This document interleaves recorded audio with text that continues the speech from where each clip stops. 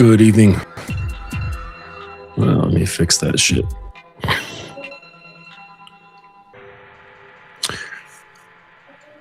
Good evening. Welcome to the Dominance Academy. I'm your host, Mr. Justin, your professor for the evening. And tonight we're going to be jumping into a topic about desire and desperation. And I'm hearing a lot of the word cope is making its rounds again. And it's funny, the word cope, it has a bad rap, you know. But the reality is that humans cope with everything, and there's either good coping mechanisms or there's bad coping mechanisms. Uh, Basically, getting up and going through life, you find multiple means of coping. Your brain is wired for coping. In fact, there's too much information right around. So what your brain does is it filters. So otherwise, our brains would just go into overload. And so our senses have a built-in coping mechanism so that our brains don't fry. So that's one major one. But we have all sorts of things that we do that we don't like. Even stuff that's good for us, say like exercising. For a lot of people, exercising just does not feel good. It's not fun, and so they put something in their head to make them enjoy the exercise, and this is their way of coping. And they trick their mind into saying, "No, I really like exercise," and so that would be a cope. So coping is not really a bad thing. It's just when we have bad coping mechanisms in place, that's when it's bad. But this whole stupid teenage online sort of thing, like, oh, you're coping, that's a cope, that's a cope. Like everyone is coping. It's part of the human experience. You can't get through life without coping mechanisms. It's just that's what we do. Now, if you're drinking every day after work, that's probably a bad coping mechanism, right? So, we're going to be talking a little bit about why men confuse desire with desperation. I started late, so this is going to be a shorter show. We're just going to go through the lecture, and maybe if it spurns some other ideas in my head as we move along, I'll do that. But for the most part, we're just going to go through the lecture. So, what I'm going to talk about as far as like desire and desperation, it's something that guys feel. I think a lot of guys can understand this from like an intrinsic or instinctual level, but they don't really have the words to put for it. So there is a version of men that want women, right? Deeply, genuinely, and that wanting is a great thing. It's beautiful, right? It's natural. It's alive. It's one of the most honest things about men. Okay, one of the most honest things about you. And there's another version, okay, one that also wants, but the wanting has gone sideways. It's gotten loud, it's gotten needy, it's become urgent, and it's the version that texts twice. It Hold on one second.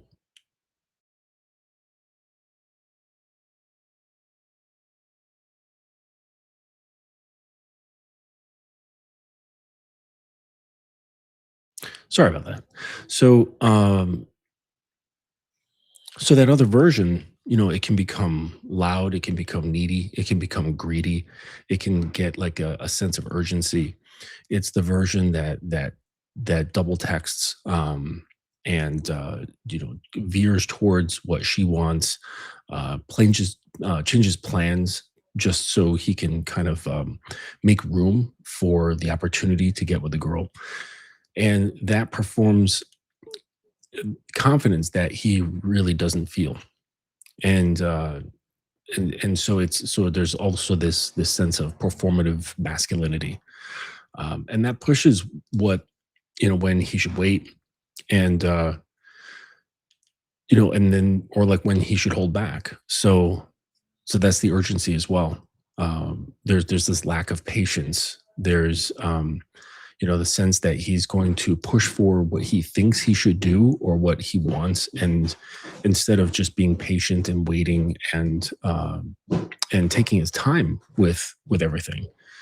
And so a lot of guys, they have lived in that second version for so long that they don't even know that it's happening. And there's a client of mine who also kind of falls into this sense of urgency, and it's habitual with him, and it's like that he doesn't realize. Well, he's coming to realize that basically what you're teaching your subconscious and your nervous system, that the things that you rush after is something that you perceive as scarce. That kind of like I've told the story about this cat that I rescued, and when I first got him and I give him food, he would just wolf it down within seconds. And it was because he trained himself just by living on the streets to to see food as scarce. And if he no matter how much food he had, he would just wolf it down. And it took him time. Like, it took him time to understand, like, oh, I get fed every day. I don't have to panic. I don't have to feed as though it was my last. And so his behavior and his nervous system changed. But if you continue that mindset, if you continue this idea and you keep behaving in that sort of way, your subconscious is going to continue operating in the same fashion. It's going to continue perceiving whatever it is that you're after as scarce. And so, like, and it comes in subtle too. Like, say you match with a girl on a dating app. Do you get excited? I'm not saying you shouldn't feel good, but it really shouldn't be that far off of neutral. Um, because it's better than, I don't know, stubbing your toe. But the thing is that a lot of guys, they'll get super excited and then they'll start wringing their hands. You're like, oh man, I really hope I don't screw this up. What do I say first? And that's just training your subconscious that these interactions are rare and they're scarce, and that you should um, act on them quickly, right? And then you've got all these stories, because a lot of these guys who are in that second camp, they probably also ingest tons of red pill content, and basically poison their brains with all these supporting stories, right? So, like, one would be, well, you matched with her, so you better act quickly because there's 10,000 other matches and you're competing with all these other men. And whether that's true or not, I question, like, why are you thinking about other people other than yourself? That doesn't make sense to me. Just think about what you want to do. And if you do feel a sense of urgency, you should stop and ask, well, why? And then whatever answers you come up with, you need to tell yourself or ask yourself, is this a justifiable true belief? Or is it just belief upon another belief that you learned through red pill, right? So you got to kind of, and some guys would be like, well, I don't want to think about that stuff. I just want to, like, hook up with a girl. And the thing is that you're getting distracted from yourself by way of the woman, right? Women are not the goal. You are the goal. And the thing is that if utilized properly, the girl can actually act as a conduit to see your own truth, and just as long as your ego will allow it. If your ego has too much armor, it's not going to allow you to see the truth of your behaviors, the truth of your feelings, your perceptions, your beliefs, the nature of these things, like where they're coming from. It'll be very difficult for you to grow and learn. And it's really not about the girl, right? So you should be spending more time observing your reactions and how you think and feel, versus wondering what the hell you say next. Okay, because those things are much more important. You'll discover all kinds of valuable things about yourself, and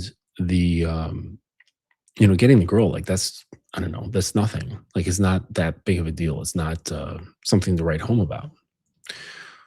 So, like I was saying, guys, they can.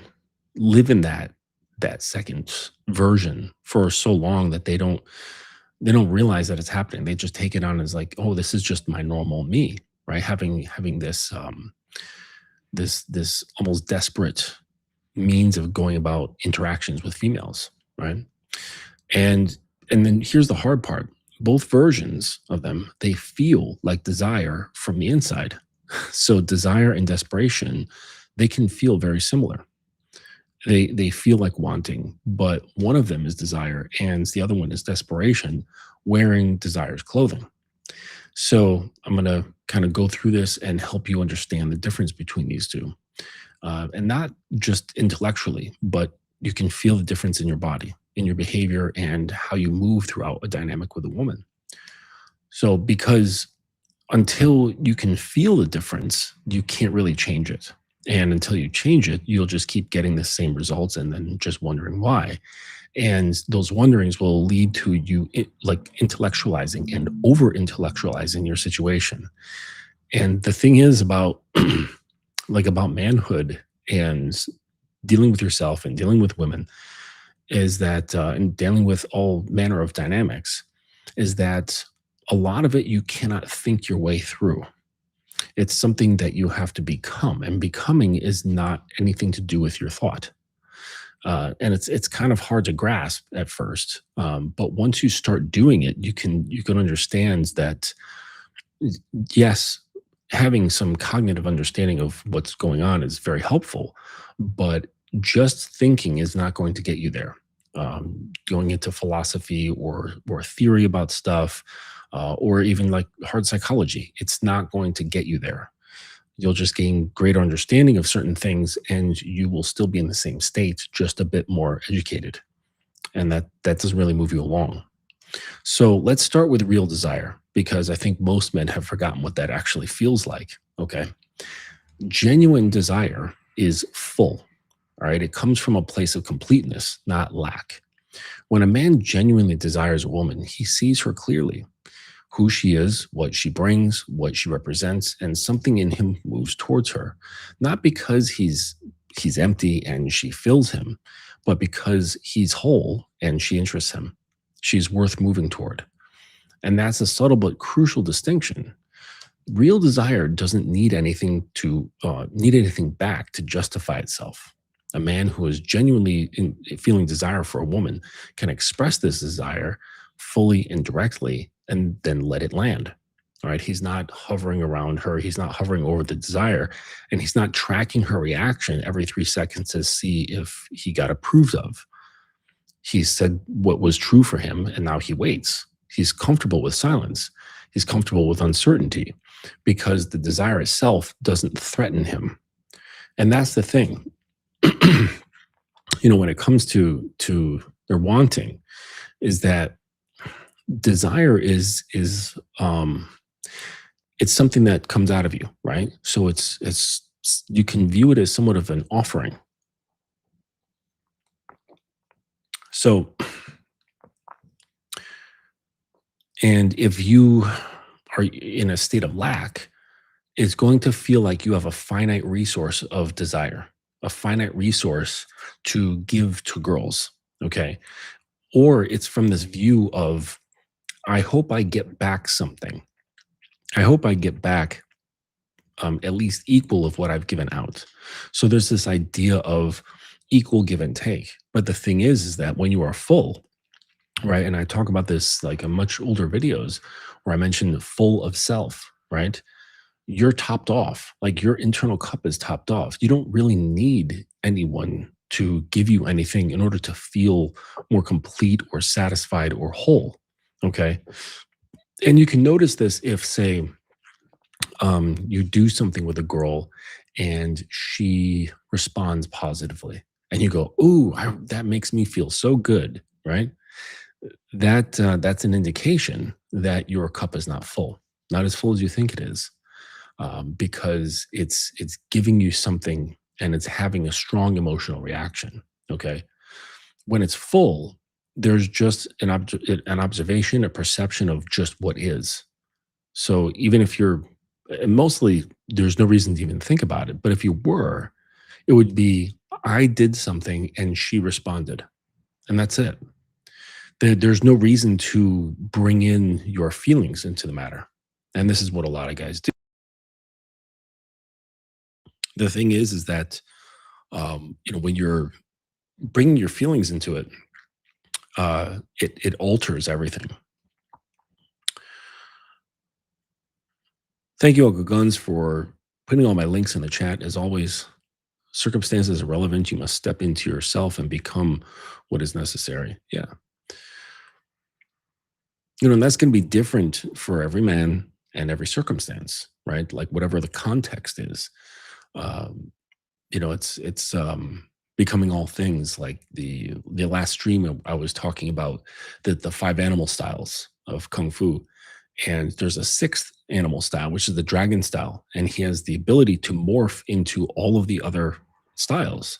So he's the style of no style, and that's really where the epitome is. Okay, so you can assume any form, but we're not going to get into that weird shit right now. So back into desire, it doesn't need an excuse, it doesn't need to justify itself. It just is. It's just something that comes out, and it is. There's no expectation of, will she receive it? Oh, I hope she receives it well. I hope she gives me, what do the guys call it?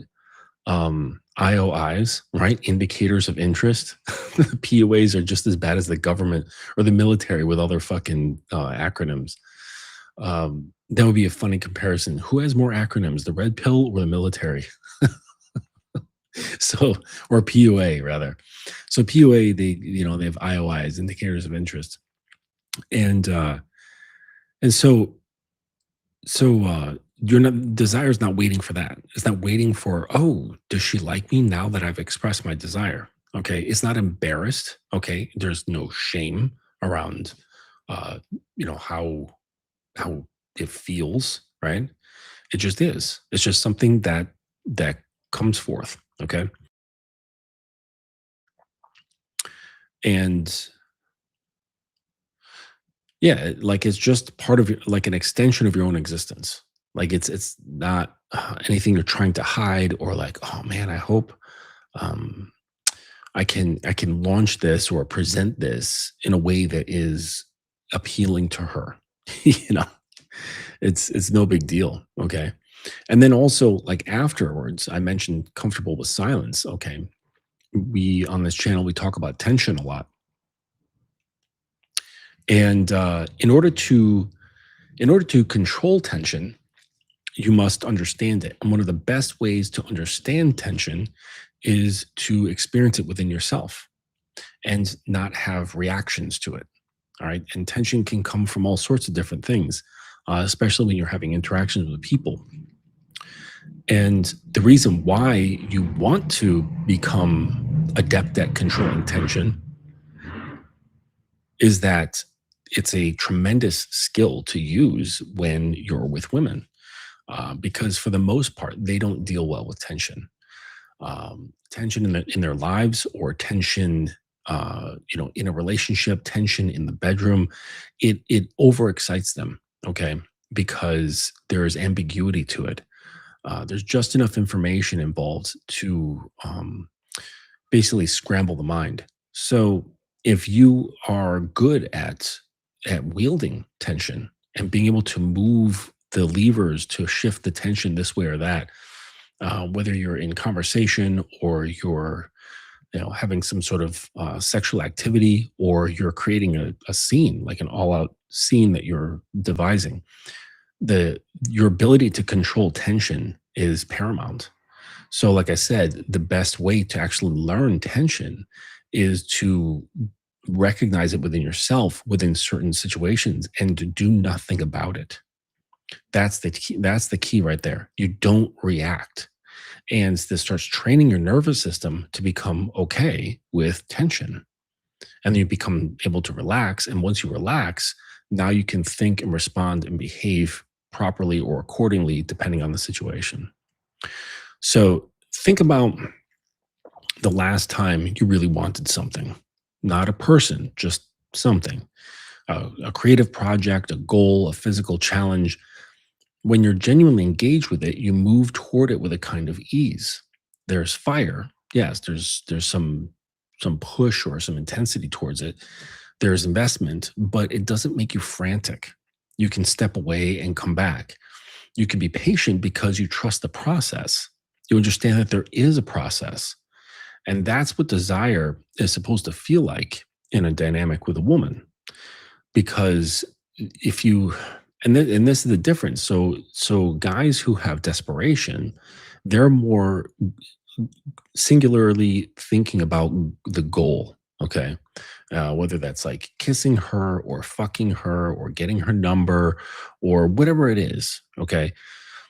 By focusing on that part, it sort of makes it finite. And the thing about tension is that it's infinite. Okay. So when you're goal oriented and you're like, okay, like I got to bring this girl back to my place and fuck her, it severely limits what you can do. And it severely limits I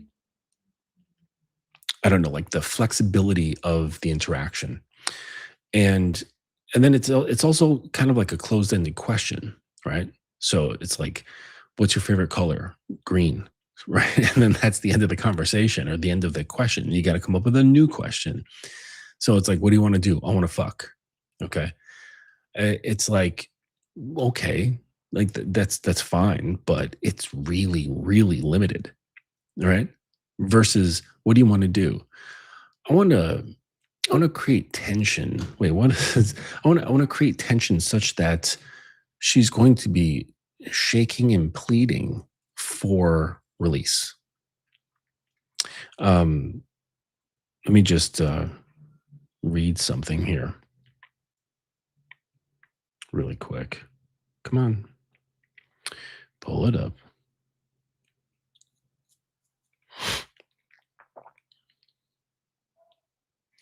So, like, for example,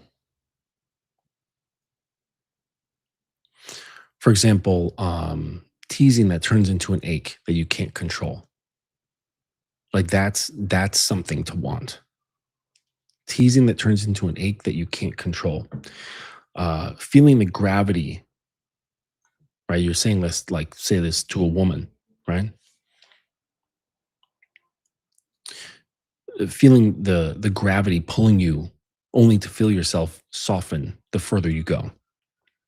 Like that's greater than just like getting fucked, right? Feeling the heat and tension, but also the depth and the consistency. So the that's much more powerful. Having something that's a tease that turns into an ache, like, because what does that mean, right? So if I say, what do you want, and you say, oh, I want to fuck, I want to fuck this girl. Okay, cool. Like, basically know what that is, and you can create an image in your mind, and it can be enacted, and then one, two, three, it's done. If I say something along those, like the lines that I just mentioned, like a tease that turns into an ache that you can't control, right? Or that she can't control. What does that look like? There's a limitless ways of how that could come about. Limitless. And that's something that is much more powerful. Okay. Um, and you can't get there if you're moved so much by desperation, if you're moved so much by like, I must get to the goal, right? And so, because like my goal is like, I want a wider playing field. You know what I mean? So, like, for example, like, what do I mean by that? So if I'm if I'm texting a girl, that's just one width. Okay. If we start talking on the phone, all right, that gets a little bit wider. If there's video interaction, it gets a little bit wider. Now the landscape is getting more broad. Okay, I'm getting more real estate. All right. We start physically interacting. All right, like in physical space, that's more. If we get into actually like touching one another, that's more. Sexual, that's more. Now also considering her mind and her emotions, that's the much like the widest field that I could possibly have. And so I want access to like the entire region. Okay.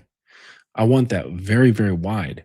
And because once you're there, once you have like access to all those, now you pretty much have limitless possibilities of how you can create tension, how you can increase desire, how you can make her fold in upon herself. This is this is not achieved by just saying, I want to stick my dick in her pussy and stroke it a few times and be done in 10 minutes.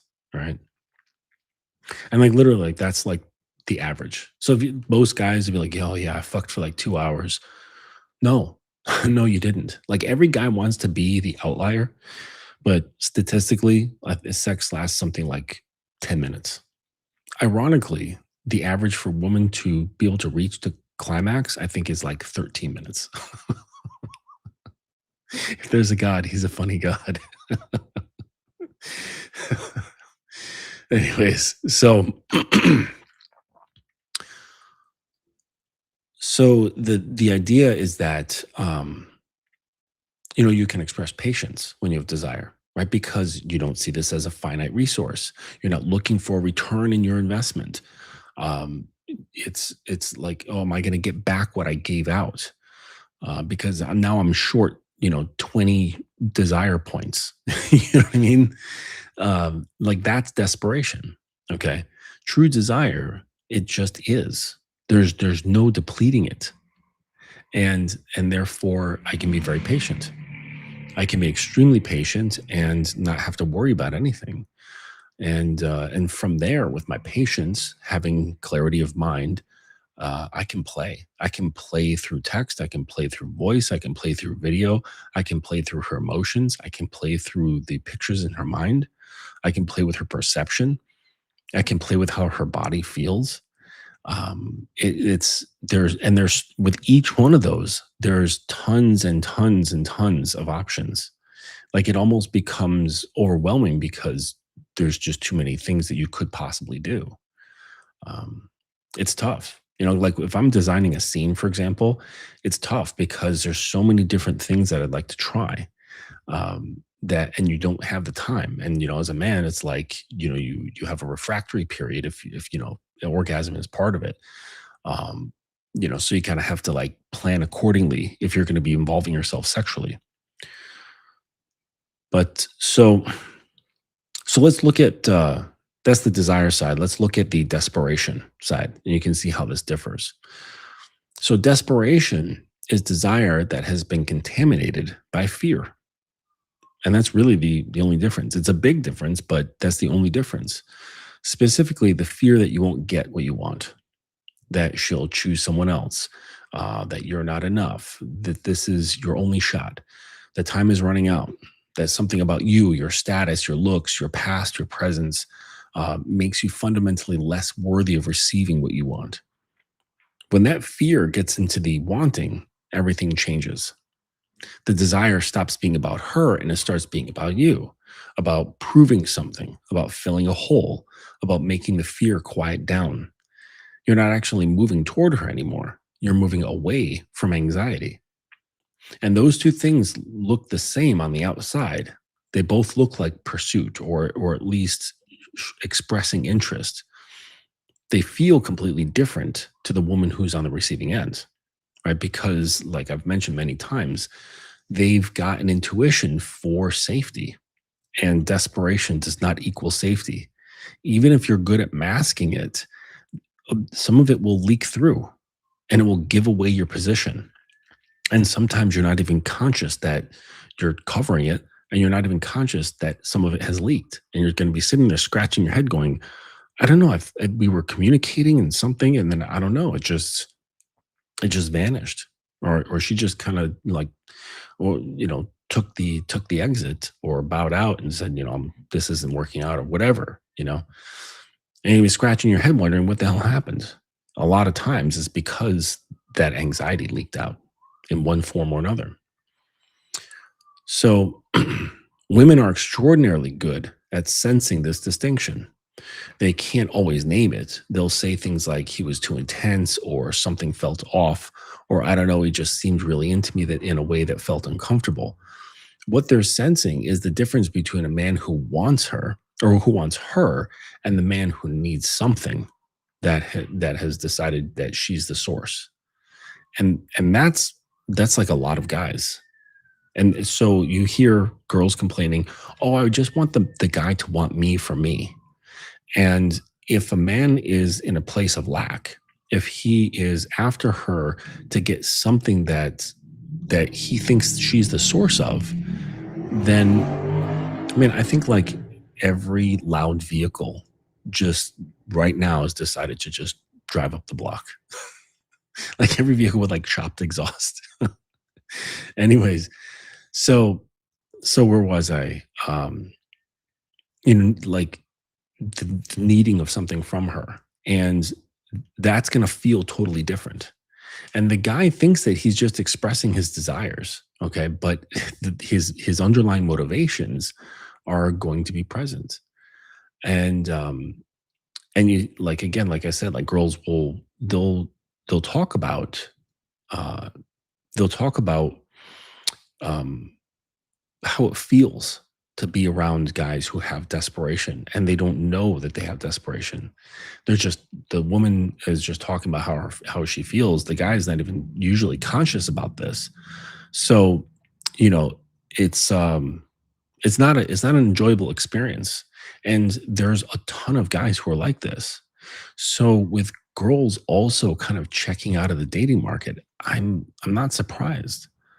I'm not surprised at all when they sense like guy after guy after guy after guy is not actually into them. They're into what they can get out of the girl. And it's like an emotional thing, right? The guys are like, "Oh, I want to get something out of you so that I can feel better about myself." We're talking about coping, right? Men use women to cope with the fact that they don't like themselves and they've got a shitty view of themselves and their cup isn't full. They have self-rejection. So they're like, "Oh, I'm going to siphon off from another human to to feel better about myself." It's really wacky, really fucked up. So that second energy is really claustrophobic. It puts pressure on a dynamic that requires space to breathe. And it signals something important about the man, that his sense of self is contingent on her response. And girls have experienced a lot of this too, where if she responds one way, he'll feel bad. He'll put his chin down, he'll mope, or he'll explode. And she's like, "Okay, whoa, like I don't want to fuck with that." And like, sometimes it has other reactions. So the girls start to understand at a very young age that how she responds to men often dictates how he's going to behave right afterwards. And this is why girls will give a guy her phone number when she's not feeling comfortable to give her phone number, right? And this is why she'll be like, "Oh, you can have my Instagram instead." And the guy's like, "Oh, she's not following my lead." It's like, "Yeah, dude, she's fucking uncomfortable around you." She's putting up like a little bit of a barrier that's socially acceptable because people share Instagram pages all the time, okay, or profiles. So it's there's some plausible deniability there, but the reality is, I would say at least some of the time, she's feeling uncomfortable. Okay, because if there's comfort there and there's desire there on her end, of course she's going to give her phone number, and it's going to be her actual phone number, right? But guys get pissed off. They don't really see what's really going on. And when the girl like gives her Instagram rather than the phone number, because he's trapped in his own little vortex, right? His vortex of fear, warped perceptions, neediness, and desperation. So a man who needs you to respond a certain way in order to feel okay is not a man that she can relax into. He's a man who's making her responsible for his emotional state. And that, regardless of how he looks or says, is the deepest kind of unattractive. So there's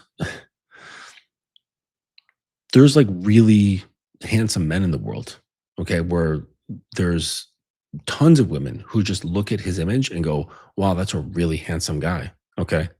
But there's also very handsome men who are viewed this way that have problems with women. They're very single. They haven't been out with a woman in a while. The interactions that they have are either short lived or not very good, and not on his terms. Okay, they're not short lived on his terms. They're short lived out of his terms. He's not in control of that time frame, and this has a lot to do with the state that he's in. Okay. Because, like I said, girls have like a constant radar. Sometimes it's turned up higher, sometimes it's turned up lower, but there is no off position until you actually understand how to turn it off. Okay. Which requires trust and then, skill on top of that, like what to do with the trust.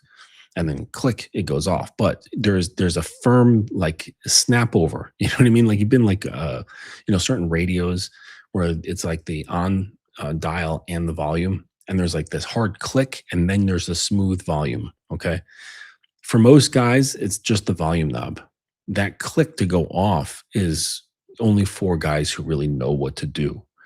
And and then when girls can experience that, when they can experience that sensor array being turned off and not by her own will, I mean, she's kind of like allowing it to happen because, again, like I said, trust is part of this. But then he's able to turn it off after she's taken her hand off of it. That's something that's incredibly rare. And when it happens for her, it basically knocks her socks off because she feels relieved. She feels liberated. Okay.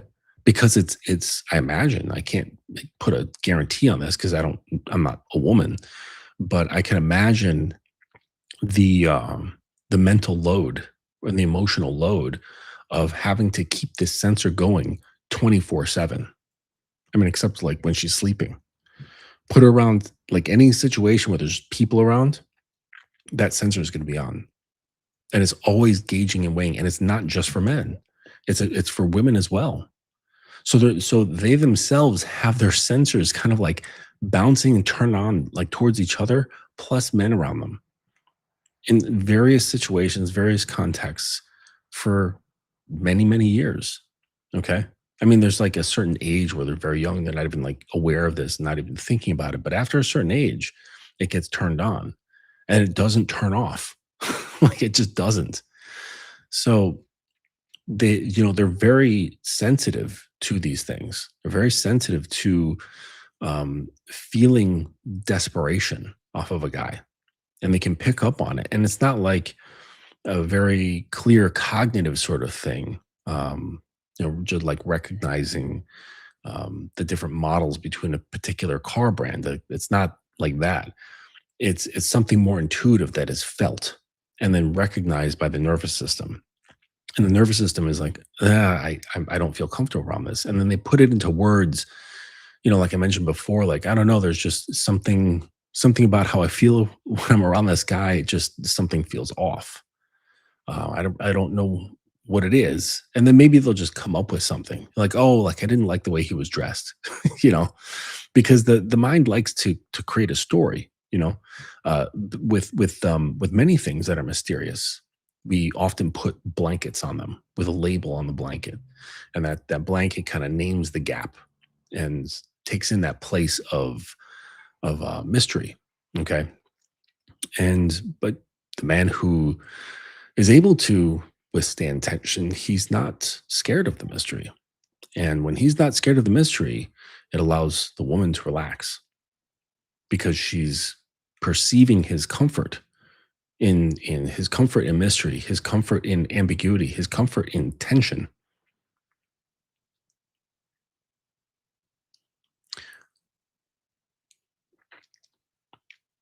And so, like I said, when she feels this, this fear kind of coming through, her body will instantly respond with feeling unattracted.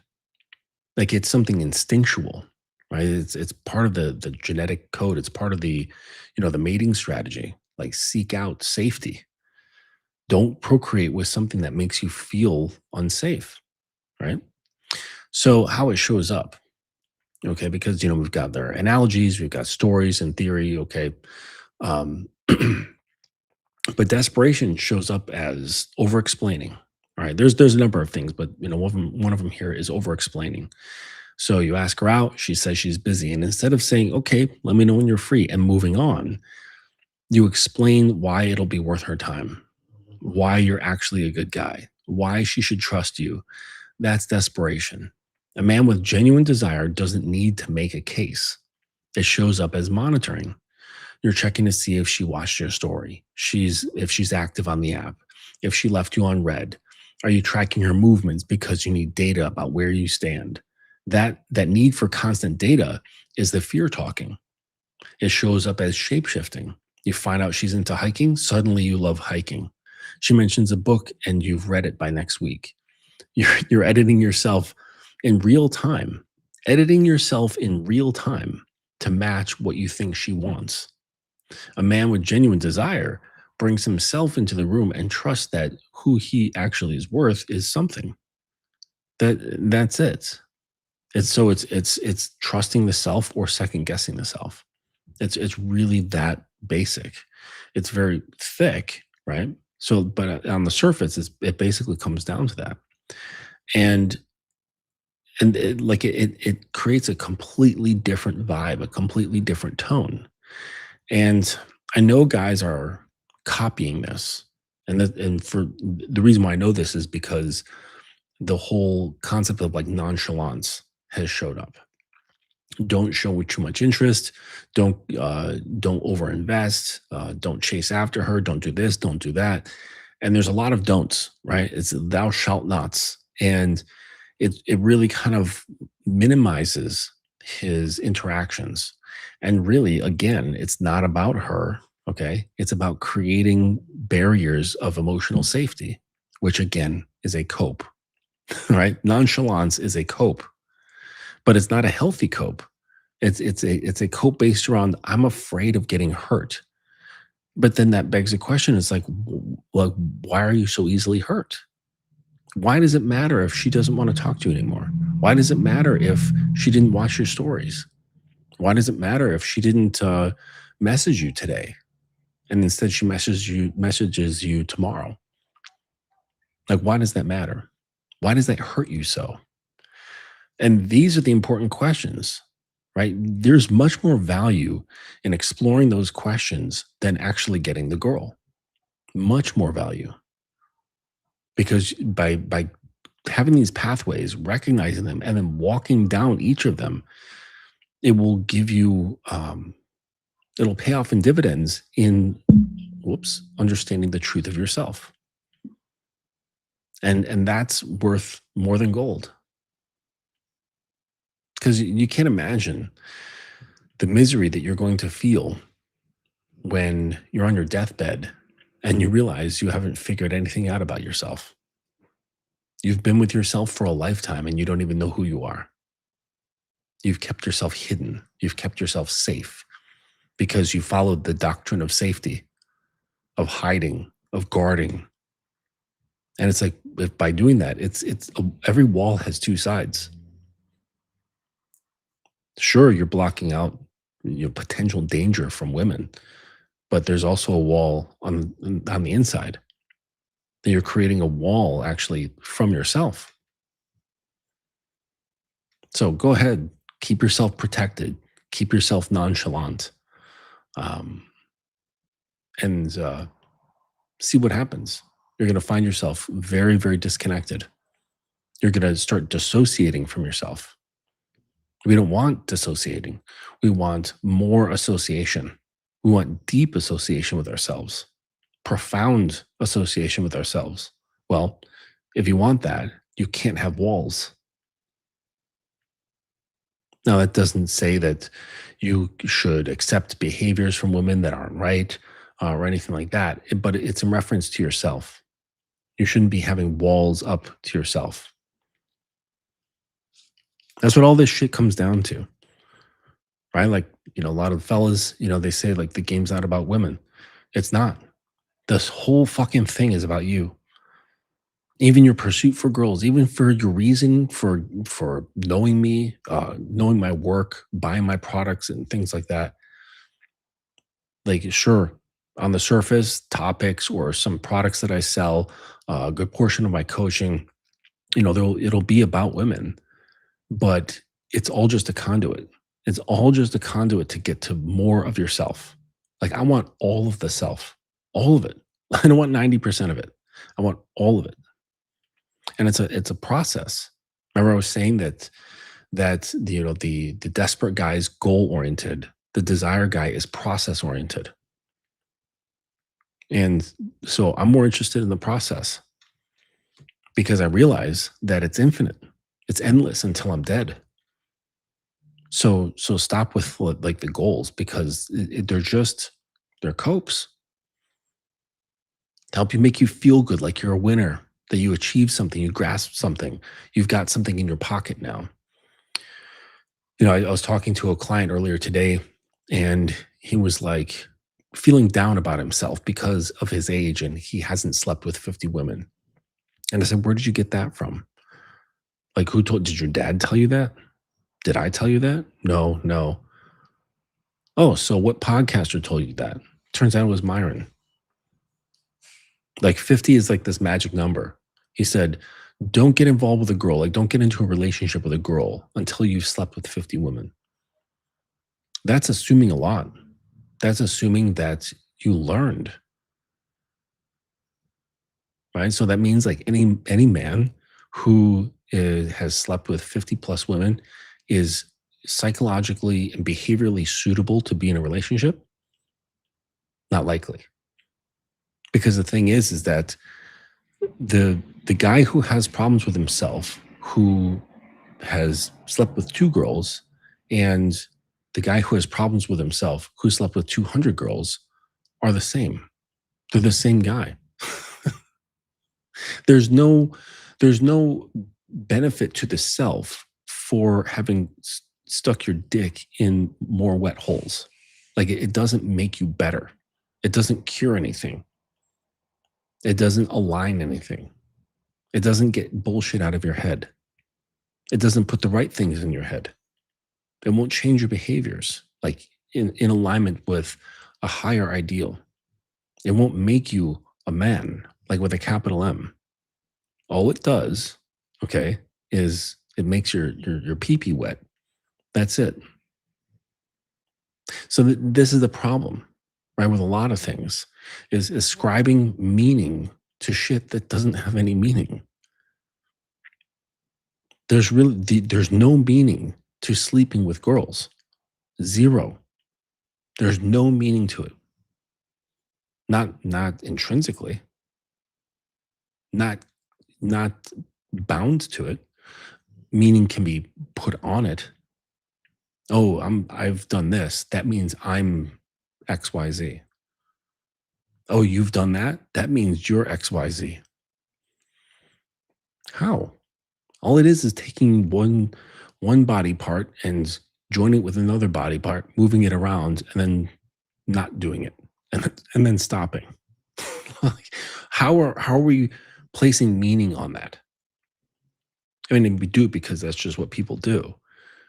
Humans love to place meaning on shit, like just randomly, and it's all based around emotions. Again, coping, placing meanings around sex is a cope.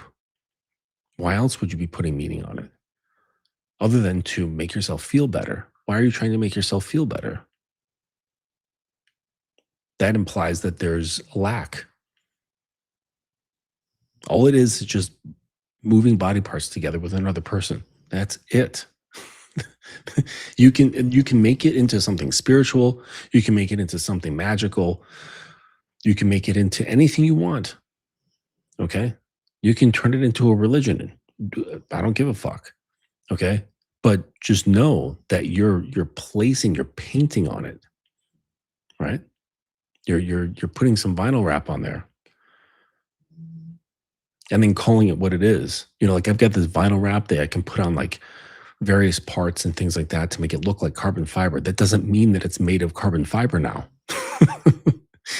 I can believe that it is, but that's not going to change the nature of the object underneath.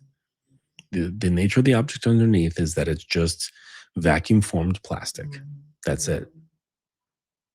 But now it looks like carbon fiber, because I'm not spending $200 on a fucking fender, right? So I'm just going to get some good vinyl with a good carbon fiber print and fucking heat gun that shit on there. It's a lot harder than it looks, by the way, doing vinyl stuff. Anyways, so you don't want to be that shapeshifter, right? That gives you away. And I bet that there are plenty of girls who will test.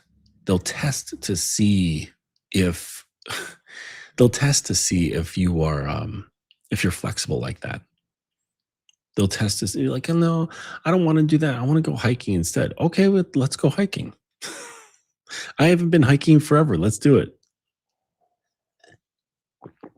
And you're like, well, actually, there's a reason why I haven't been hiking in a while, because I don't fucking like hiking. But today I do.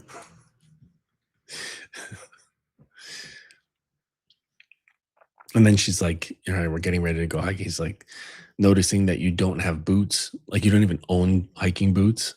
Like you've got like winter boots, sneakers, shoes, but no hiking boots.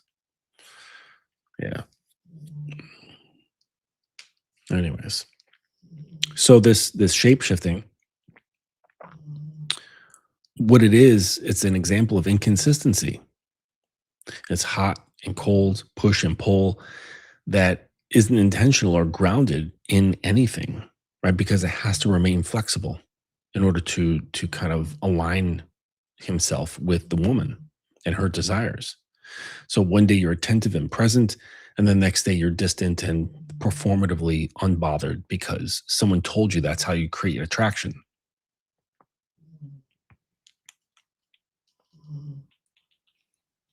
Does that sound familiar?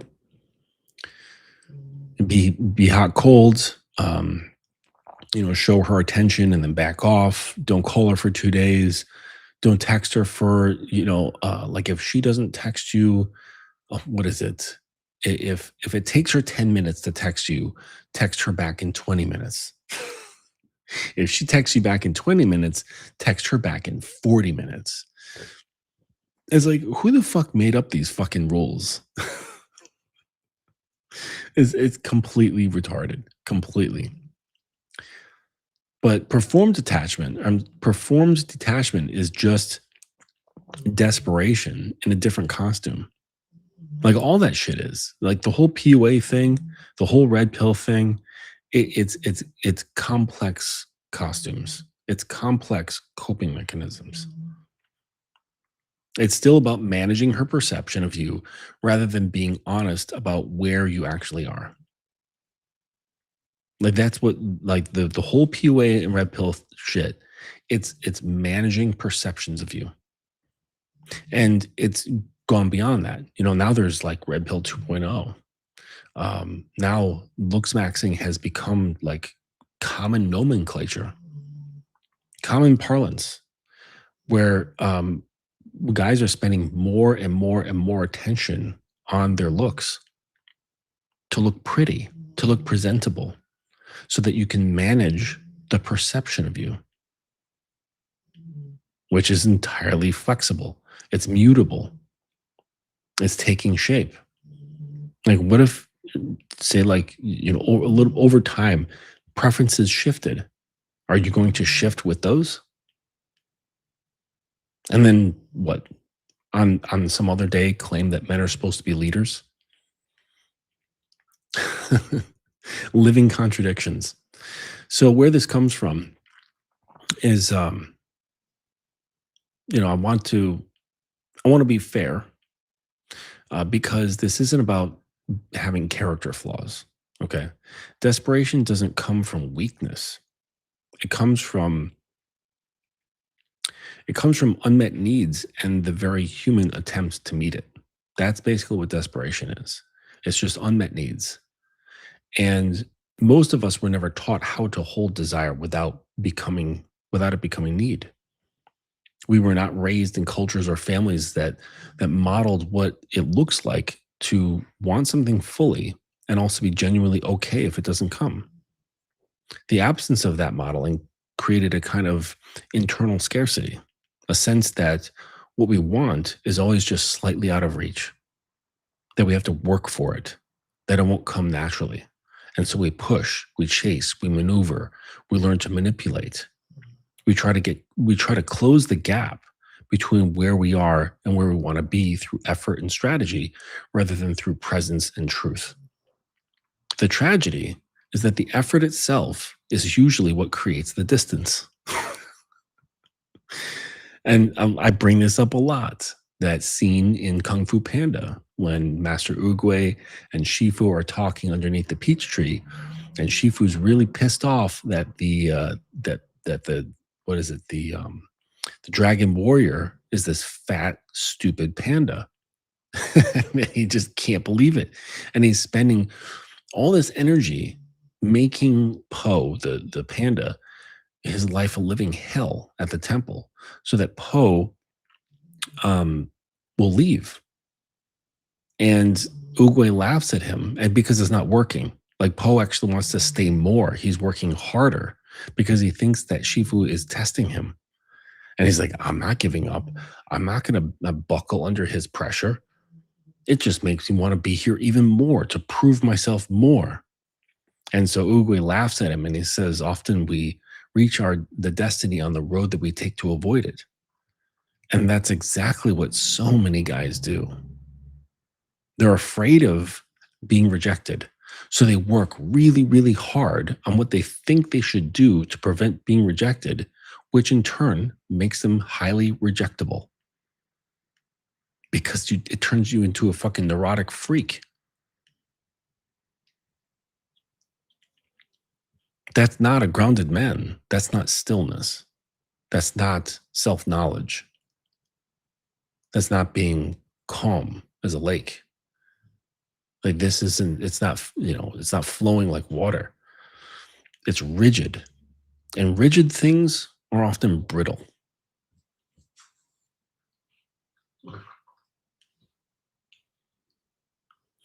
So what does the other side actually look like? It starts internally. The shift from desperation to desire is not a behavioral change. It's not about acting more aloof or learning better lines. It's about genuinely coming to a place where you want her and you're okay. Both things simultaneously, not as a performance, right? It's not about having strategy. It's having an actual lived reality.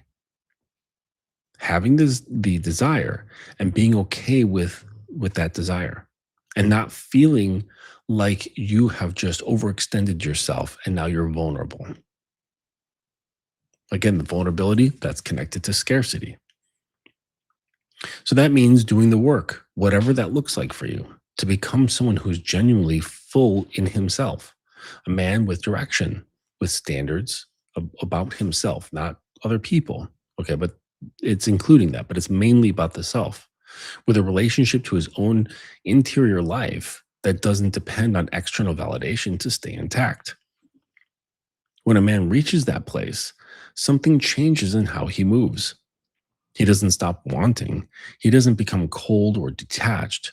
In fact, he becomes more expressive, more direct, more present because he's no longer managing fear. He's just telling the truth. He can say, I'm interested in you without needing her to say it back in the next 30 seconds. And this is with so many things. What do I hear? Don't make her your girlfriend until she asks if you would be her boyfriend first. Don't tell her you love her until she says, I love you first. But that to me implies that you are already feeling it and you've just been holding back. So what's the matter? You saying it, well, because you're trying to manage perception. All that, again, cope. Managing perception is a cope because what's lying underneath, what is it? It's fear. It's fear that she's going to see the loser that you think you are. So really, it's not about managing perceptions. It's really about changing how you feel about yourself. Change, like, why do you think you're a loser? And the funny thing is that a lot of the excuses and the reasons that I've heard are all based around the bullshit media that has been pumped into their brains. They'll give me 10 different reasons coming from I've heard that on a red pill podcast, I've heard that in a red pill book, red pill, red pill, red pill, red pill. Fucking with your whole sense of self. Where guys don't even know who they are anymore. They basically think and behave through a red pill lens. It's really disturbing. This is not the way of man. Just by the way, the way of man is not sucking on red pills. Okay. It's not stuffing them in their butt like a suppository. So he can say, I'm interested. He can express his desires without her needing to say it right back to him.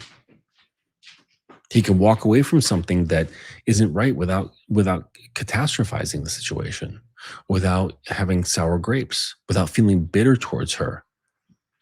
Like, walking away shouldn't be an emotional decision, but most of the time it is. Most of the time when guys walk away, it's an emotional decision, not a strategic one, not a structural one. And saying, well, rule number 36 is in the red zone. It was violated. There was no explanation or apology. She must be excused, or I must excuse myself. It's based on structure, not based on how you feel. You look at our heinous crimes and things like that. The judge is going to be like, well, this law was broken. You're going to jail. Not, this law was broken and it makes me really upset and I'm so very angry that you're going to jail. It's not like that. They get dismissed based on structure. The criminal goes to jail based on structure, not how they feel, not how the judge feels or the lawyers feel or the police feel or whatever. That's not it. So it's being able to walk away with stillness, walking stillness. He can hold space for her ambivalence without taking it personally because he knows his worth isn't determined by her decision. Again, she's in her own world. Looking at it objectively is the woman was here, then she decided to not be here. That's it.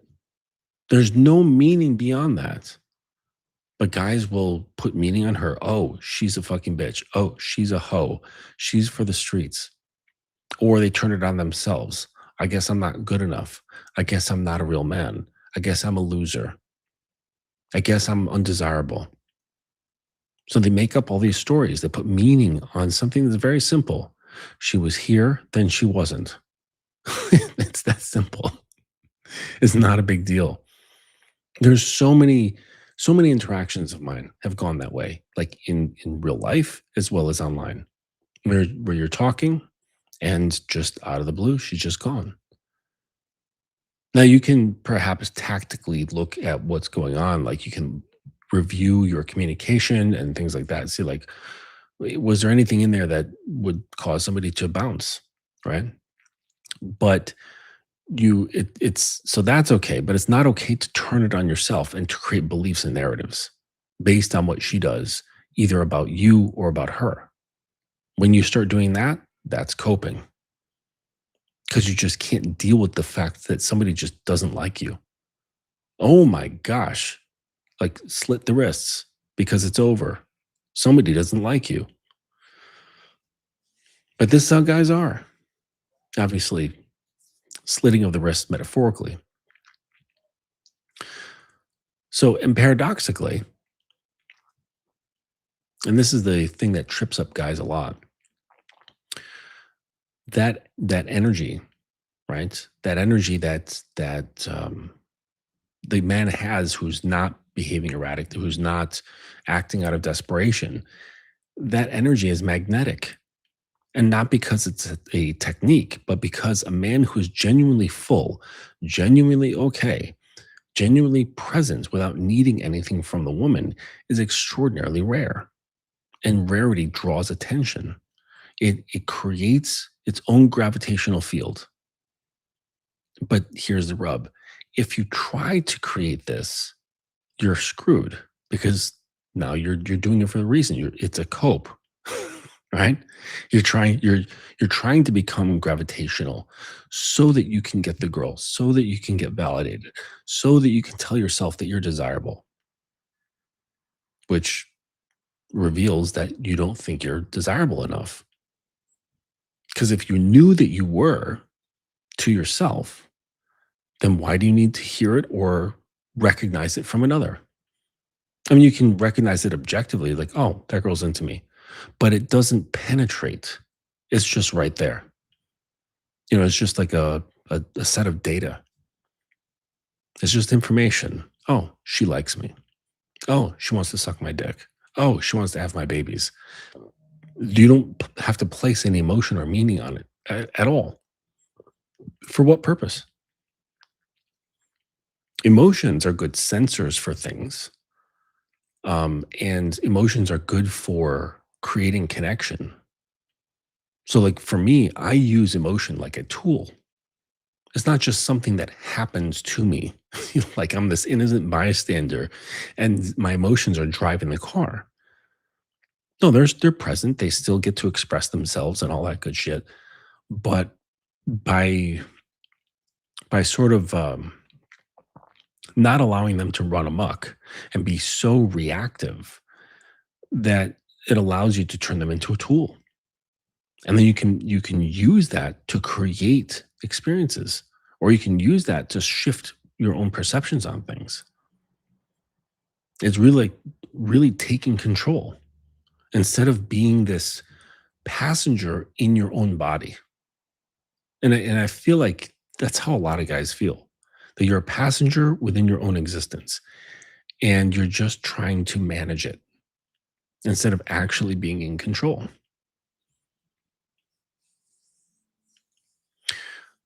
Women, getting onto this like idea of, being what did I say, nonchalant or aloof or whatever. Women are not drawn to detachment. They're drawn to security, right? And I'm talking about their emotions. Okay. Yes, someone who's mysterious is going to draw attention. If you see somebody, I remember being at the New York City Comic Con, and there was this booth. I can't remember the company, but it had really high walls and all their decorations, and there was this curtain, and these people. There was a huge fucking line, and people were going into that curtain. There was somebody at the door, kind of preventing a certain number of people entering at one time. They had a little clicker thing, and just that bit of mystery, I was like, I almost want to get in line just so I could see what's behind that fucking curtain. And maybe that's what all the other people were there for as well. But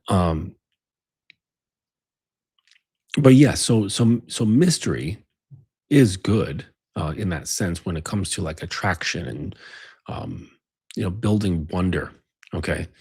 But that's a woman being drawn to a surface level stimulant. Okay, we're talking a little bit deeper. Okay, what they're drawn to is a feeling of security, and we're not talking about financial security or lifestyle security. We're talking about her need for emotional security, because when they don't have emotional security, they don't open up. You can open her up with force or manipulation, but to have her just let the petals just fold open on their own, like that requires her feeling safe. It requires emotional security. And one sec.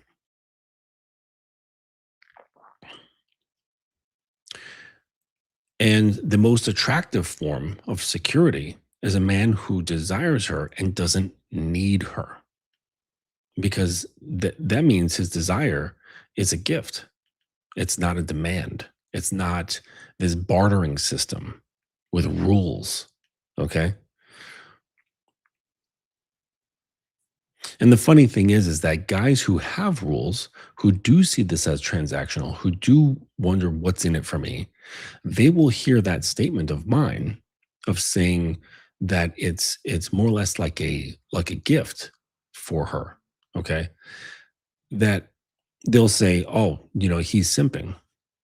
The guys who are quick to call out simping behavior is because they live in that framework and they work so hard to get out of it that they become hyper aware. And through their hyper awareness, practically everything around them looks like simping. It's just like what I mentioned about a victim, right? Victim mindsets. People who live in victimhood basically perceive anyone, like basically anyone could be a threat to them, that they're just constantly surrounded by threats. So it's the same sort of thing, but the threat to the simp is actually simping. But the way his mind works and his behavior, he's actually more likely to simp than than anyone else. Again, we meet the destiny on the path we take to try to avoid it. So they're working very hard not to simp, and they are probably the biggest simps in the fucking world. Otherwise, they wouldn't be so hyper aware of it. Makes sense, right?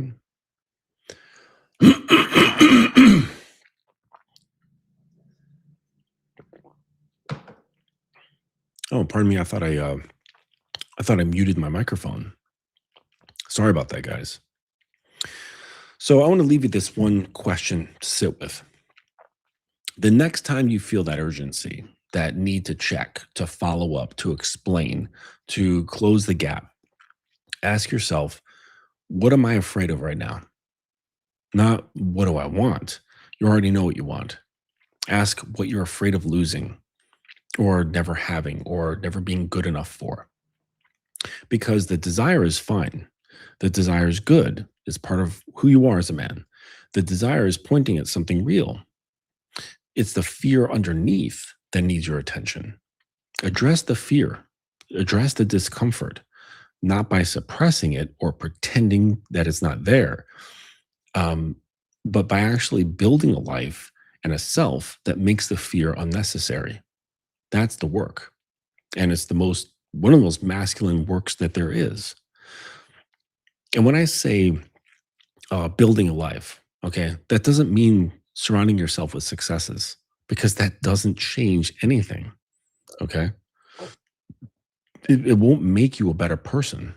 It won't make you have a better connection with yourself by having a bunch of successes. Those successes are good for worldly things, but they don't translate to feeling better about yourself. It doesn't transfer to you actually having value. It might on the surface, and it might actually distract you. But I've seen people who were pieces of shit who became wealthy, and they were just wealthy pieces of shit. You see what I'm saying? Like, it doesn't fundamentally change who you are by creating a wonderful life. If you've got problems now, you're going to have problems until you actually deal with them, like deal with the actual problem itself, and not thinking, oh, if I do this other shit, if I just get really fit, then I'm going to feel better about myself. No, you're not. In fact, it could turn into a whole other monster. It could turn into body. What is it called? Dimorphism or something like that. It's like when you have like a really warped perception of yourself, and there's like a bodybuilder you look at, he's fucking huge, and he's like, man, I'm tiny. I need to get bigger. Or when girls say, oh, I'm not skinny enough, and they're like a fucking rail. And like, honey, I can see your ribs in your chest, like not on the side, but I can see the ribs in the front of your chest. You're not You're not too skinny. Okay. In fact, you could do to eat some pizza and burgers right now. Um, but I forget that word. Um, I thought it was body dimorphism. Yeah, I don't know. Something along those lines. But yeah, this doesn't come about through suppression. Yep. Hey, there's a little subby. Good to see you. Yeah. So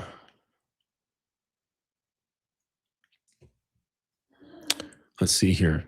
100% on the passenger. I always tell guys either life happens to you or life happens for you, right? Yeah, or with you, like something that's more integrated than just happening to me. Like that's it. Like we're here, and certainly you can go through life as a passenger, uh, and just basically trying to like wing it and just manage just managing stress. Like that's basically like what a lot of people do. They're just trying to get through the day so that they can get to sleep. That's crazy, Um, and I think that we really have a weak or not a substantial enough view of our own mortality.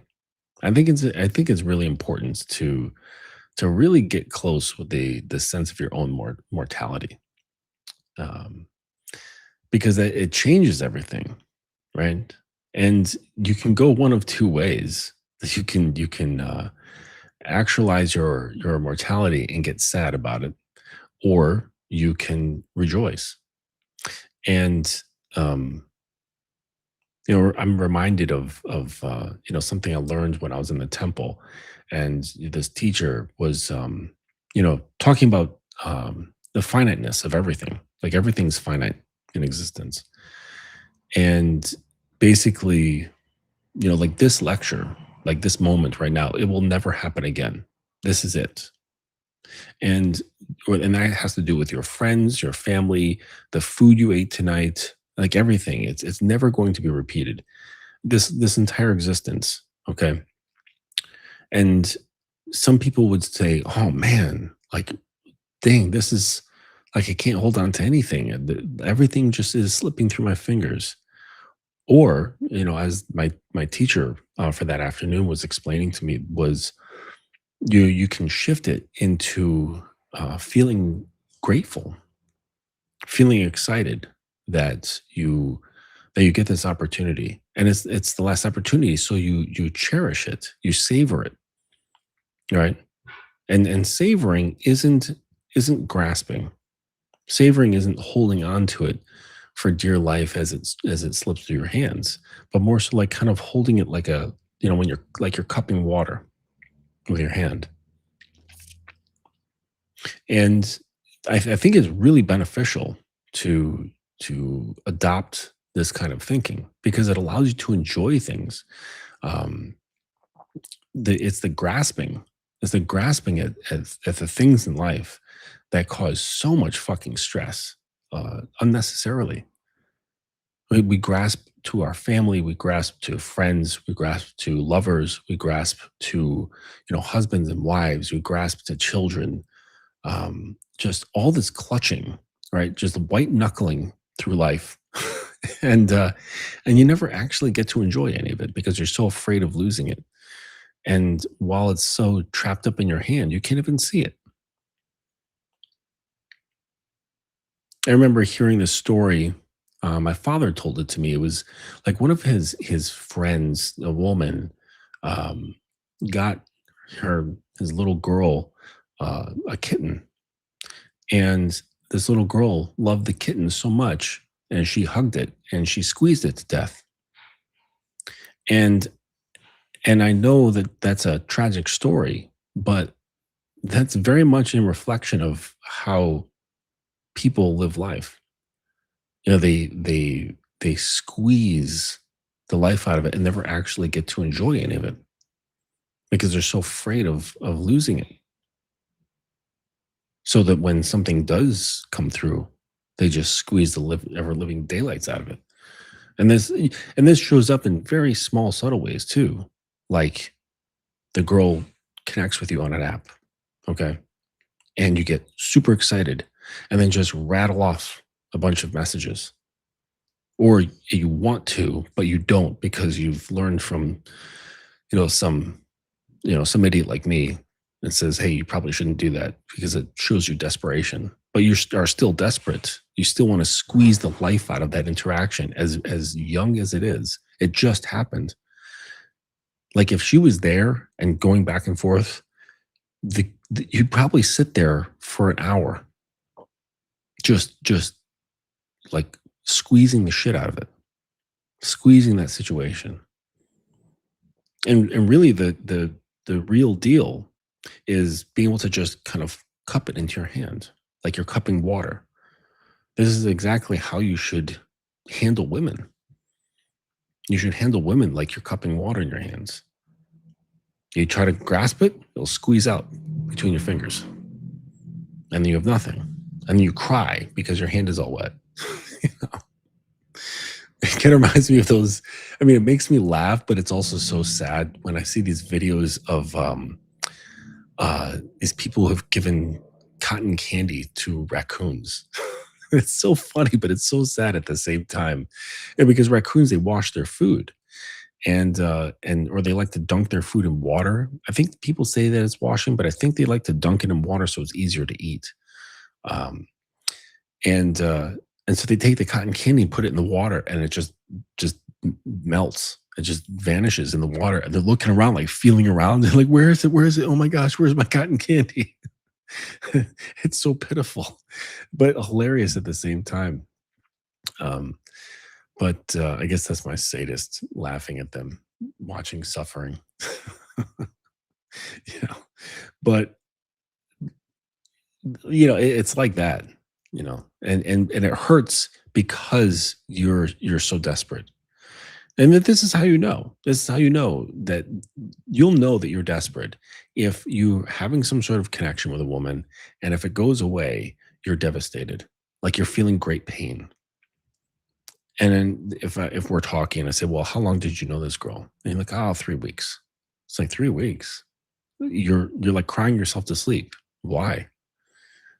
Like you're in tremendous emotional pain. You think about the situation, and you're like analyzing what you said, what she said, and all this stuff, and like, oh my gosh, you had sex one time, and it, and it's like, why? Why are you so wound up that tightly around the situation?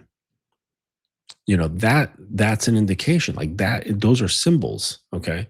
And part of this path, I mean, part of what it is like being a student at the academy is that a large part of it is becoming aware of your current self, not learning a bunch of skills. Okay, because I do have a guy who's got that mindset, and he's just wasting his fucking time. And I can tell he's getting impatient because he's like, when do I get to learn the skills so that I can keep the girl? It's like, like in a month. We'll talk about that next month, and just keep pushing it off and pushing it off. I don't know. I don't think you're ready yet. But that's the problem, though. You know. But then like the majority of my other guys, really, what it is, they get accustomed to seeing themselves. And at first, it feels really bad. You're like, "Oh, damn, like, I'm such an idiot. Look at all this dumb shit that I'm thinking and feeling and doing and saying." And understanding the silliness of it, because you start seeing yourself more and more clearly. And at first, it hurts, and then there's judgment. But then after a while, those initial reactions, it's like through consistent training, you're training your nervous system to kind of settle down, be like, all right, chill out. Like, you don't have to feel bad. You don't have to judge. Just see it as it is. No judgment, no stories, no beliefs, no perceptions, just as it is. And over time, it just becomes easier and easier to see yourself as you are. Then it's easy to change because there's no more resistance. The emotions, the beliefs, the perceptions, the shame, the guilt, the anger, the judgment, all of that provides resistance to change. But once that stuff subsides and you can just easily brush it off the table, now you can really work with things. It's very, very easy. What's hard is your egoic perceptions and the judgments and your emotions, like all that like mucks up the machine. So so a lot of time is spent doing that. And you can't really do anything until we hear it a lot, like getting out of your own way. But it takes a little while because like what's in the way is really bound up with like a bunch of like little ropes and shit. So you gotta have to take your time untying them and untangling them so that they kind of slip off. The only problem is that your ego is tying them as you're untying them. It's like, no, no, no, don't do that. We like it like this. We like being bound up by ourselves. Don't do that. Okay. It's comfortable here. It's comfortable being in the dark about ourselves. We don't want to learn those things over there. That's scary and uncomfortable. Don't do that, mister. No, you have to embrace your inner masochist, right? And anything that that requires growth and development in any area of life, you must adopt a sense of masochism because there's no growth that doesn't have some form of suffering. Nothing. I mean, when it comes to your personhood, I mean, someone could argue, well, my portfolio has grown because I've made great decisions or hired a good analyst, and I'm not suffering due to that. you know, but that's not the growth I'm talking about. I'm talking about your personal growth. Okay, moving past your limitations of belief, perceptions, feeling, judgment, and so on. Uh, this is this is never going to happen without suffering involved and resistance, suffering and resistance. But that's just the way of the world. That's just how things go. That's the yin and yang. Um, you cannot reach for the light as and not have the darkness try to pull you. That's just the way it is. But coming out, it's like things just are very easy. And I think that many of my guys, I enjoy watching them come to that sort of conclusion. They come to that awareness and they're like, oh man, so I can really just create the things I want. I can express exactly how I want. I don't have to hide anything about myself. Um, it's just about timing, what's appropriate for the context, but that's based on like your own standards, not around like fear of how she might react. It's nothing like that at all. So it's just it's like you're working on a painting and you want to put in a certain color or a certain object in the painting, but you realize that you have to wait for a certain point of progress within the painting in order to put that thing in. You can't do it earlier in the stage. So it's not like you can't do it. It has to do with the right timing and context. So there's tremendous freedom that's had on the other side. And that's the bonus. Sure. Like in the end result, yeah, the girl will be very happy um, to assimilate herself with how you think and behave and the way you conduct your life. She'll be very receptive to that. She'll be drawn to that, like that gravitational energy that I was talking about. But the irony is that when that begins to happen, it no longer carries much of a punch. It only carries a punch when a man is desperate. Oh, look, she's agreeing with me. Oh, look, she wants to do this all the time with me. Oh, look, she agrees with, my view of the world. Oh, look, she wants to suck my dick all the time. Oh, look, she wants to serve me and do this XYZ. That's only amazing from the view of desperation. And that's not to say it's not amazing. Okay. Of course, like if a girl has earns that position in your life, it's because she's very good. And I don't mean good morally, but good in terms of like skill, awareness, mindfulness, presence, things like that. She's showing up properly according to, whatever your program is. And or she like takes well to correction. She self-corrects, like all that good stuff. But it's like once you're at the position to have the mental and emotional state to create this thing in your life, this thing that is substantial and trustworthy enough for her to assimilate to, her doing so no longer has much of a wow factor because it just makes sense. It's almost like if you're running a business and you have a means of bringing on employees, the ones who make it through, you're not like you don't have your like socks blown off that they're here. You set up the process and the internal framework of that business, or like a club or something like that, some kind of organization where there's a means of like onboarding someone. Okay, let's get away from work. Let's just look at it as like an organization or a club. You're not surprised that they're there. The fact that they're there just makes sense. It's like, oh yeah, yeah, of course you belong here. It's almost like you don't even notice that they're there because they fit so well. But they fit so well because of you, not because you made them jump through hoops or you were extra demanding or anything like that. Um, it's just things become more synergistic, and that's something that like a lot of guys don't understand. Like when I tell them, I literally have no problems with girls. I haven't experienced what guys consider problems in a very, very long time. I can't remember where I was interacting with a contentious woman. I can't remember the last time I got into an argument with a girl where there was butting heads. And I don't mean like a shouting match, even just like disagreement. I cannot remember the last time this happened. I can't remember the last time a girl was bitchy to me, either in text, over the phone, or in person. I don't know because like everything shifts. And it's funny. I was having a discussion with a bunch of guys last night. It was on a space on X, and they were talking about just the general state of things, right? And we're talking about different countries and how populations are dwindling. No one's getting married, no one's having kids. Women don't even want to, right? Like the surveys are being taken, and like shit tons of women, even girls, like like in high school, and they're like, "Yeah, I have no aspirations to getting married and having kids, none at all."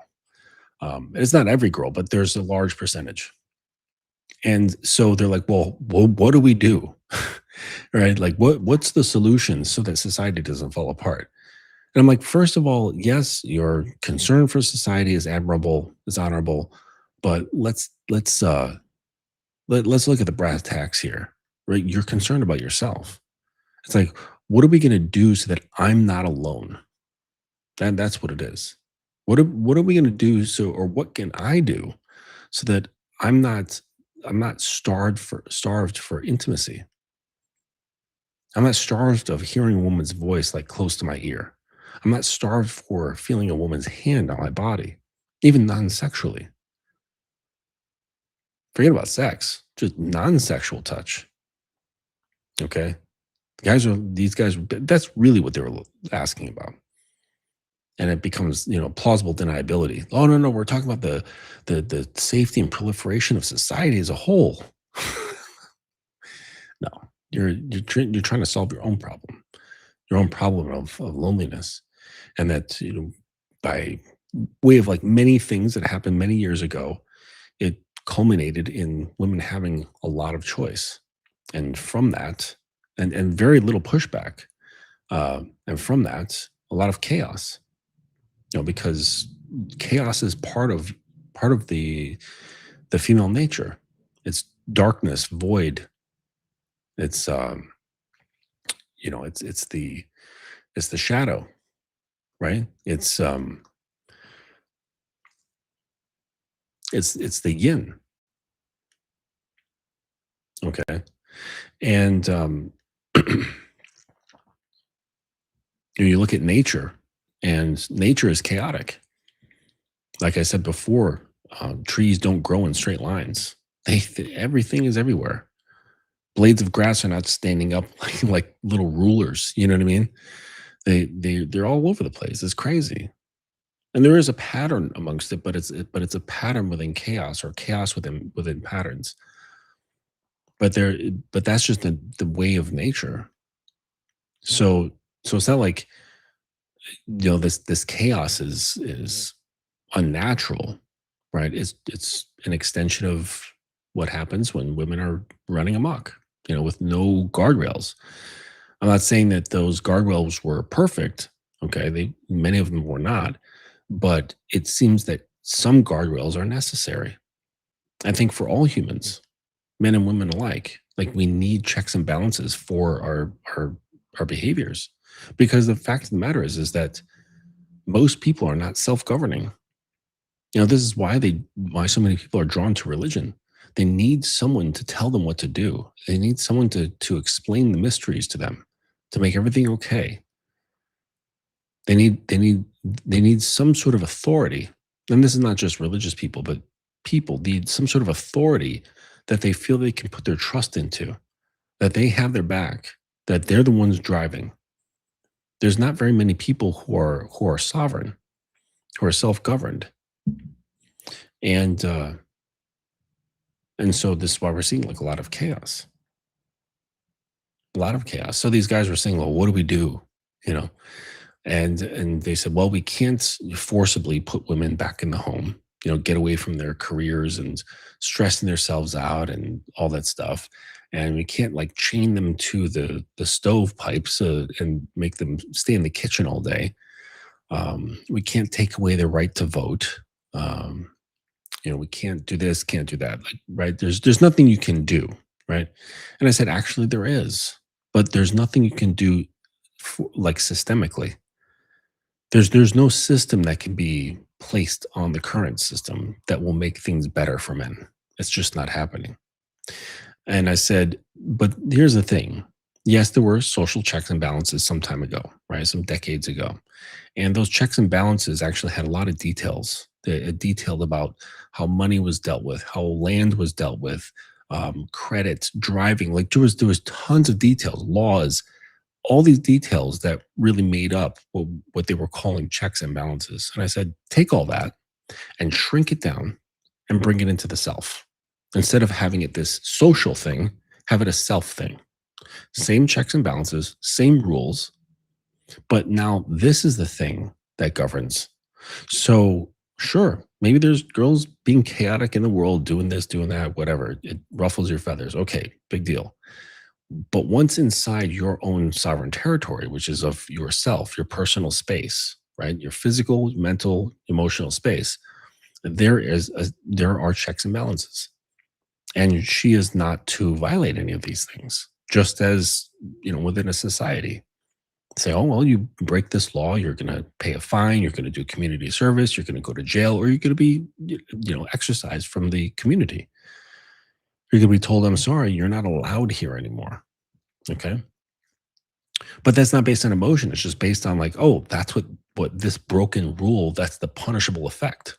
you know, like, there's no feelings about it. That's just how things work. And that's the only way. The only way. Like, if these guys are having, like, this problem, like, oh my gosh, wringing their hands about society, and what the downfall that of society that they believe women are contributing to. The only thing that a man can do to change this, if that is some kind of concern of yours, because men are so fucking altruistic, um, is to do it one person at a time.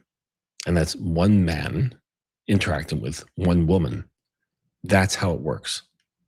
And truth be told, that's really the only influence that's needed, because then you don't need state oversight, government oversight, social contract oversight. All of that stuff is necessary. I wouldn't say it's completely unnecessary, but it's not as necessary. You don't have to lean on that in order to, like, make girls behave. Okay. The behaving just comes from you. And that's really all that matters. But that's what these guys were concerned about. But of course, a lot of guys like that, just like many red pillars, they would rather complain. They would rather identify the problem instead of actually doing something about it. And it's easier to talk about what the state could do, what government could do, what social contracts they could come up with versus what they could do as an individual. And this and the reason why is that just that the second way is the second way is much more difficult. It's much more time consuming, and the entire brunt of it goes on your shoulders as a man. You don't get to rely on some sort of social contract to make up for your losses, to make up for your inadequacies. And we're not talking about being a successful guy in the world. We're talking about your inadequacies as it relates to yourself, how you relate to you, having a cup that's not full, having a version of self-loathing. Okay, not having self-rejection, self-judgment, shame, guilt, anger, feeling like you're not good enough. All that stuff, all that like really destructive shit. And but dealing with that is hard. It could take months or years. And so it's like, do you have the patience, the perseverance, and the consistency, the will, desire to make that happen, to make developing that whole world part of your life?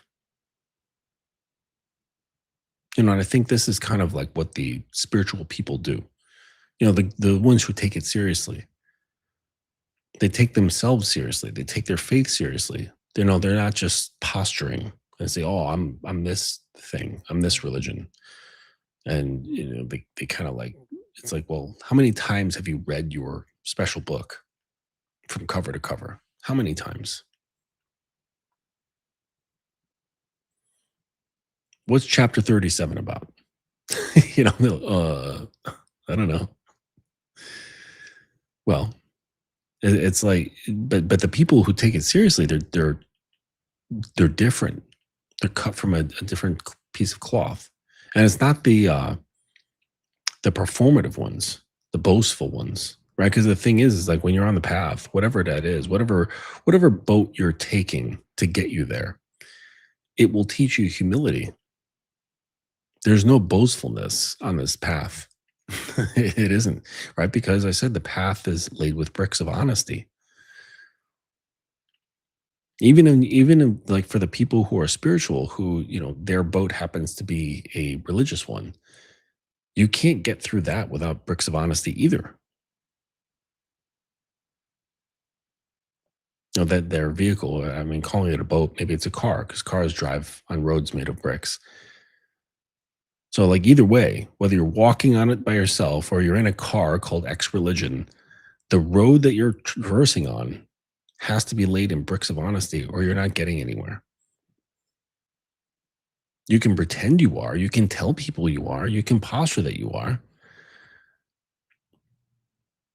And if you are posturing and there's like, some um, little extra pride in there, some boastfulness, you're you're not doing it. I don't believe you. Because the thing is that when you start learning truth, well, like, say like truth of the world or whatever, you're also learning truth about yourself. And when you learn truth about yourself, you get you get loaded with L's. You get loaded with L's. And it doesn't feel good. Like what do you how are you gonna be boastful after you've been punched in the chest 5,000 times? After a while, you're like, okay, I'm going to just kind of, instead of kicking my chin up high, I'm just kind of hold it straight. And you don't have to bring it down because there's nothing to feel sorry about. But you're definitely not sticking your nose in the air. And that's what happens. That's what happens to you. And this is what allows you to kind of just be be more relaxed, you know. Someone who's taken their lumps and gotten past, the difficulty of taking lumps, you get really evened out. You get more relaxed, you get more centered. That's what partially where the stillness comes from. But man, like today's man, he is so scared. So scared, he's afraid of his own shadow. He's like Poxitani Phil, just ducking away from his shadow. And it's all fear-based. All of this stuff, all this, the posturing of masculinity, trying to be like, super alpha. Um, what's this new pill that I've heard of? The iron pill. That's some freaky shit right there. Iron pill, total cope, right? It's all fear-based. Red pill, fear-based. POA is fear-based. Like all of those like movements, all those like categories and shit that men have dove into. It's all based from fear. All of it. The funny thing is that like that's just an indication that you're afraid. Okay, cool. But the fear that you need to face is not something outside of you. That's the real trick. And if you never figure that out, you're going to have one long, difficult journey. Yeah, it's not going to be easy. But if you have the ability and the courage to kind of understand that like all that fear, and then you like pointing at it and think, oh, this is make I can identify those. It is, but it isn't. What really is going on is there's fear within you, and typically that has to do with the gap between you and you.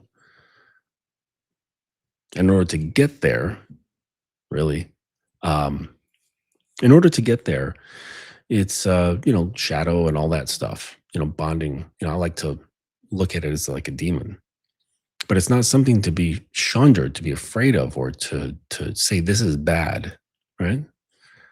No, the demon is part of you, and we have both aspects in us. We have darkness and light. We are not good. We're not bad. And that's the difference. There's nice guys. They're like, oh, I'm good. I'm so good.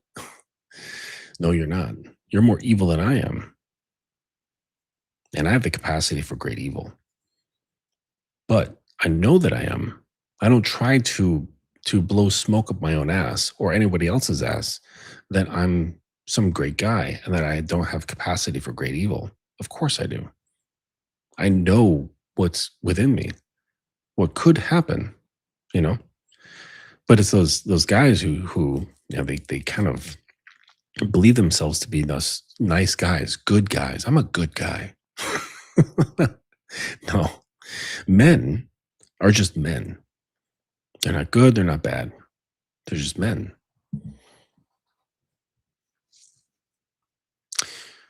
Hamza, what's up, man? Yeah, what you said, I'm living right now. I was living as a passenger my whole life, following people until 2 years ago when I started to wake up and found myself hating how I live, and now I'm trying to fix it. Yeah, good for you. Never is too late. Like the only like too late is actually just being dead. Like that's the only too late, you know. But even then, you know, I was talking with a client today, and he was mentioning. I was describing him to the different types of Buddhism. There's the Zen Buddhism. There's Soto school and there's the Rinzai school, and the Rinzai school is all about like where you get the stories, the koans, the riddles, and things like that. With all those are used in effect to try to create what's known as satori, which is brief, instantaneous enlightenment, having those great aha moments. And he was telling me about the Last Samurai, and there was this one guy, I forget his name, Japanese warrior, and he's like on his deathbed, and for years he'd been wrestling with this koan that was about like a a cherry blossom tree. I don't remember the scene in the movie, but he was describing it to me. And as he was dying, he realized it. He was like, "Oh, I get it now." And then, like, boom, he had that moment of satori, and then he was able to die. Um, beautiful moment. But the reason why I was telling him that was that because you can't force any of this stuff. That's the other trick. You cannot force yourself into becoming. Right? Becoming, it just becomes. It arises.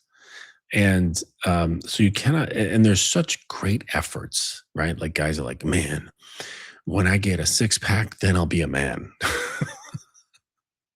When I have six figures in my bank account, then I'll be a man.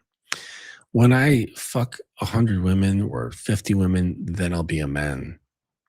You know, uh, after my shin lengthening surgery, then I'll be a man. When I'm able to mog my friends, then I'll be a man. When I've been able to make the bones above my eyes protrude half a centimeter more by hitting it with a hammer, then I'll be a man. So you actually can't get here, okay, through force. You can't get here through effort.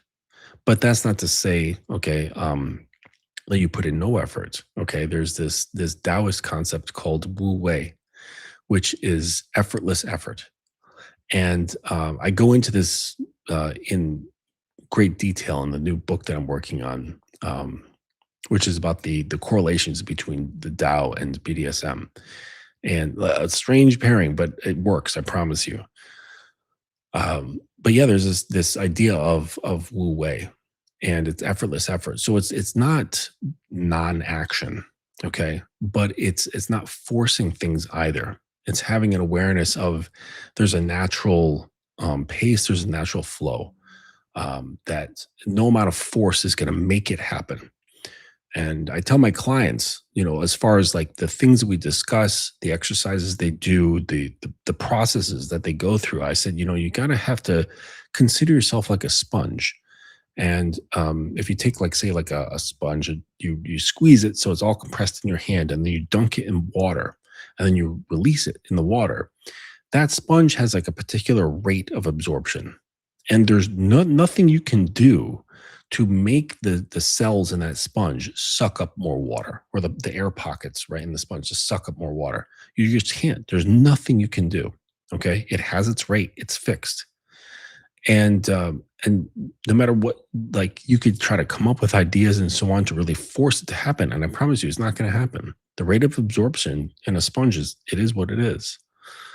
So that's how you've got to really consider yourself. So it's not like, oh, if I read like 10 books in a month about masculinity, then I'm going to become more masculine. No, that's not how it works.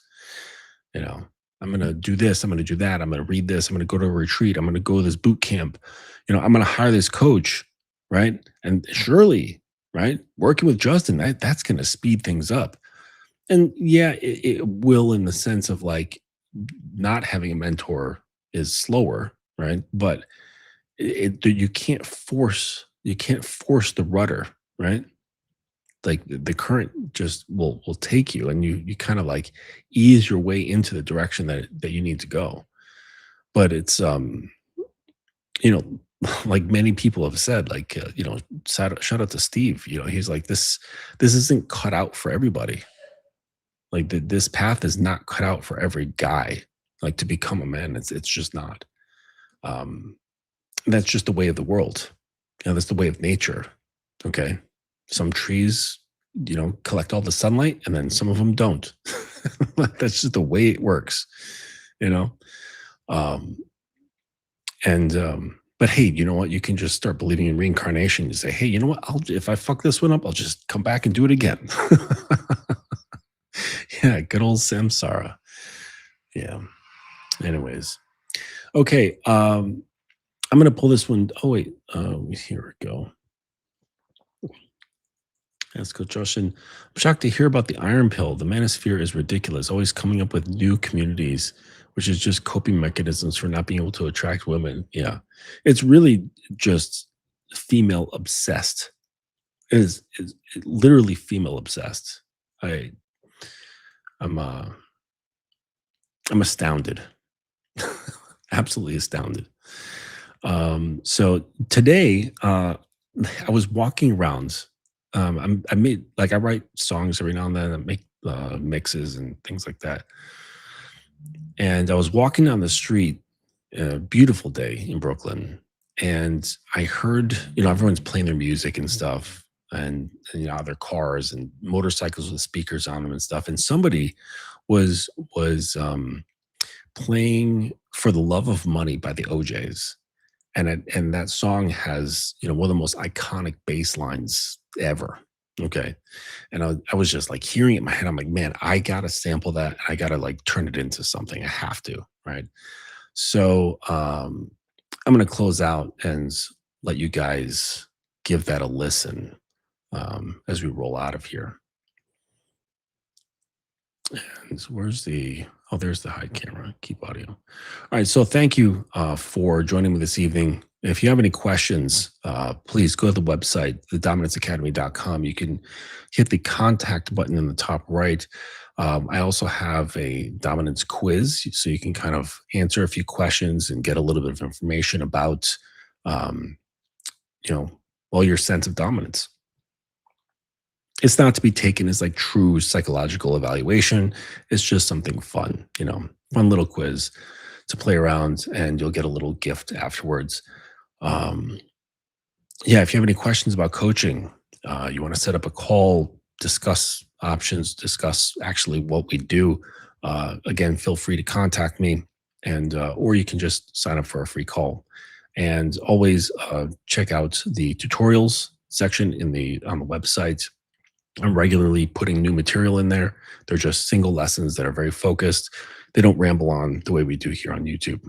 So until next time, thank you for joining me, and I'll let you enjoy this song that I made today.